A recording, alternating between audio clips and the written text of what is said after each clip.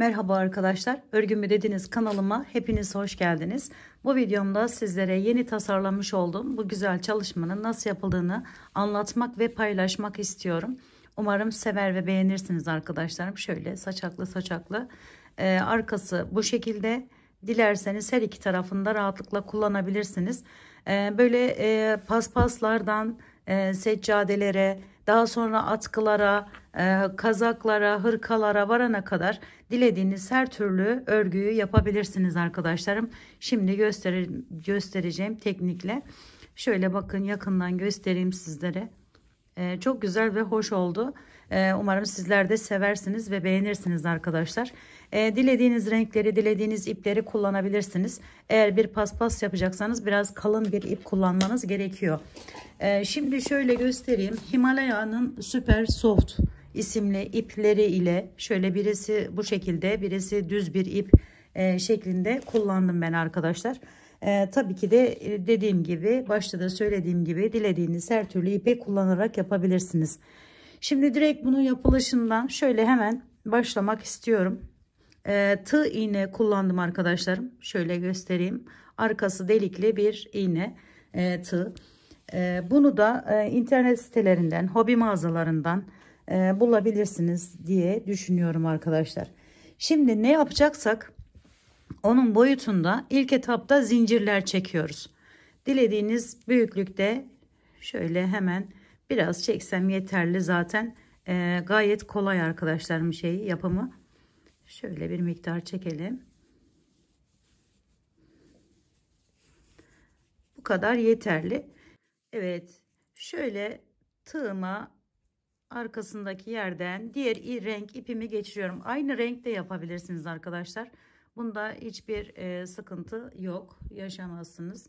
Aynı renkle olursa bu aralardaki görünen sarı kısımlar gözükmez. Normal ipiniz neyse o gözükür. Şurada gördüğünüz gibi.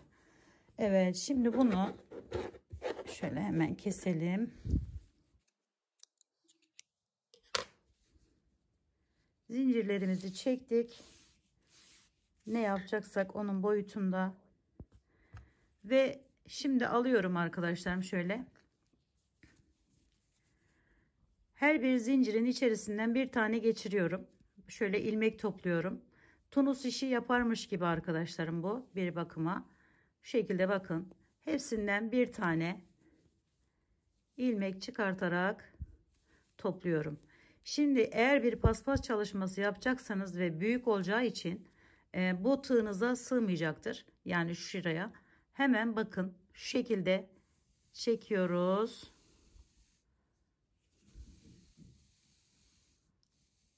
Ve getiriyorum arkadaşlar buraya. Burayı da şöyle biraz daha çekelim. Şuradan aldım. İki kat yapın ki biraz kalın olsun. Eğer kalın bir şey yapacaksanız değil, tek katta yapabilirsiniz arkadaşlar. Onda da herhangi bir şey olmaz. Şöyle bakın, çıkarttım. Bunu buraya bağlıyorum.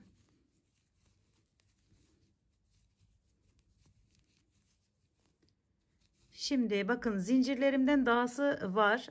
Bu uzun bir şey yapacağınız ve sığmayacağı için bu şekilde önce göstermek istedim.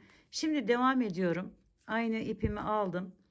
Buradan giriş yaptım. Her birinden bir tane topluyorum yine. Aynı yaptığımız gibi devam ediyoruz. Ve son yerden geldim. Oradan da alıyorum. Ve yine bunları da çekiyorum içerisinden. Şimdi burada dikkat etmeniz gereken yer husus, bakın bu aradan geçirdiğimiz ipi, şu ipi böyle sıkmamak ya da şu şekilde çok açık bir şekilde bırakmamak arkadaşlar. Şöyle orta normal kalın olacak şekilde bu ilmekleri böyle dizili bir şekilde duracak şekilde şu şekilde yapalım. Daha sonra ise diğer sıraya geçiyorum şimdi. Bakın şuradan en sondaki yerimizden aldım. Şu şekilde yine toplamaya başlıyorum. Hepsinden yine bir tane alarak topluyorum arkadaşlarım. Özellikle yurt dışında yaşayan takipçilerim için Böyle videolar da çekmek istiyorum. Çünkü halı kaydırmazı bulamıyorlar arkadaşlar. Halı kaydırmazın üzerine daha önce yapmış olduğum bu tarz çalışmalarımda mevcut. Kanalımda hepsi var. Onlara da bakabilirsiniz. Türkiye'de yaşayıp halı kaydırmaz almak istemeyen arkadaşlarım da yine bu tekniği kullanarak yapabilirler. Bakın hemen içerisinden hepsinin geçiriyorum. Şöyle.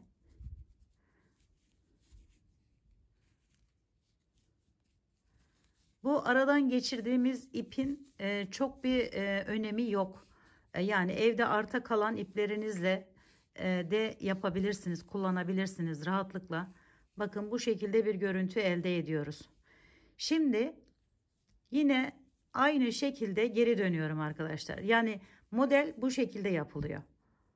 Bu işlemi devam ettiriyoruz ve dilediğimiz büyüklüğe geldiğinde ise artık bitiriyoruz arkadaşlarım. Şöyle.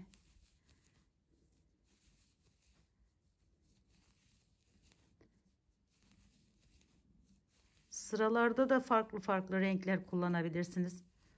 Yani gayet yapımı gerçekten çok kolay bir çalışma. Bunu hırka yaparken, kazak yaparken, atkı, şal, dilediğiniz her türlü şeyi yaparken kullanabilirsiniz bu tekniği. Evet arkadaşlarım, bakın yine bir sırayı daha tamamladım ve şu şekilde içerisinden geçiriyorum yine.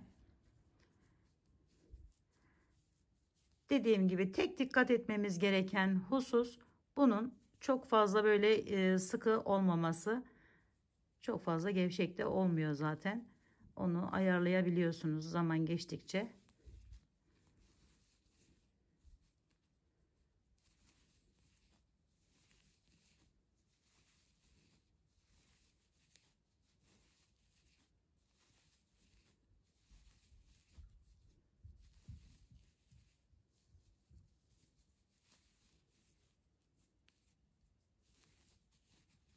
Evet, şimdi bunu da çekiyorum yine. Şimdi bir de diğer düz rengimizi göstermek istiyorum. Bakın şöyle bir yerler oluşuyor. Sanki iki şişle yapmış gibi bir görünüme sahip oluyor arkadaşlar. Onu da söylemiş olalım. Şimdi diğer rengimi değiştiriyorum. İçerisinden aynı renk ipi geçireceğim. Farklı da geçirebilirsiniz. Yani yeşili de geçirebiliriz. Bakın şöyle tutundum. Giriş yaptım. Yine topluyorum ilmekleri. Şu şekilde. Bu arada bunu da alttan ve üstten olmak üzere arada kaybediyoruz.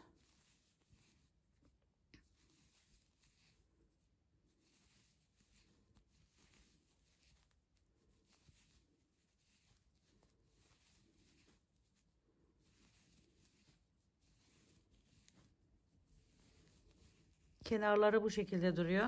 İsterseniz kenarda yapabilirsiniz. Bakın bunu çektim. Aynı renk olduğu için şu aradaki sarı yerimiz burası da. Ve bu şekilde devam ediyoruz arkadaşlar. Bunu daha sıkı, daha ya da geniş aralıklarla da yapabilirsiniz. Daha sık aralıklarla da yapabilirsiniz. Yani tamamen bu yöntemi, bu şeyi kullanarak, tekniği kullanarak yapabileceğiniz değişik değişik artık yani bunu yaptıktan sonra, öğrendikten sonra bu şeyleri kendiniz şekillendirebilirsiniz arkadaşlar. Bakın. Evet. Böyle değişik bir görüntü elde ediliyor bu teknikle yaptığınız işlem. Şimdi bir miktar da kenar kısmından bahsetmek istiyorum sizlere. Kenarını ben bu kenarlarını değil de yani şu yanlarını değil de şuraları şöyle ters sık iğne tekniği yaptım arkadaşlar. Onu da şöyle birazcık göstereyim size, bilmeyen arkadaşlarım için. Ben bunu çok seviyorum. Bu tekniği çok seviyorum. Mesela şu ipimle şuradan devam edeyim. Şöyle aldım. Şimdi şöyle her birisinden, her bir boşluktan giriş yaparak sadece yan kenarlarını çevirdim. Bu yerimi ise gördüğünüz gibi saçak taktık arkadaşlar. iplerden kesmiş olduğum dilediğiniz uzunlukta yapabileceğiniz. Şuradan da bir miktar göstereyim biraz daha yeni gelen ve yeni başlayan arkadaşlarım için. Şöyle bakın, alıyorum, tersinden devam ediyorum. Bir de saçak takalım. Onu da şu şekilde uzunluktaki ipimi alıyorum. Her bir tane bu arada kullandığım rengi, bir tane diğerini şu şekilde geçirdim arkadaşlarım. Bakın şöyle çektim ve burayı da bu şekilde yapmış oldum. Hemen bir tane de sarıdan yapalım.